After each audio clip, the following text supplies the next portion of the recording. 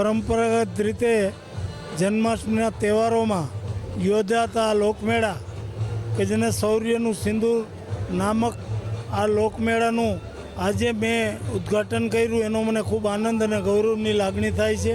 સમગ્ર સૌરાષ્ટ્રભરમાંથી અને રંગીલા રાજકોટના લોકો આ મેળાના દિવસો દરમિયાન ખૂબ લાભ લે છે અને આનંદ માણે છે અને હળેમળે અને સૌ પોતાની સાંસ્કૃતિક વિરાસત જળવાઈ રહે એવી રીતે આ મેળાનો લાભ લે છે. રાજકોટવાસીઓને મારો એટલો જ સંદેશ કે આ લોકમેળામાં ખૂબ લાભ લે, આનંદથી હળે મળે અને વહીવટી તંત્ર દ્વારા જે નીતિ નિયમો નક્કી કર્યા છે એનું પાલન કરી અને તંત્રને આ મેળાને સફળતાપૂર્વક સંચાલનમાં સહકાર આપે.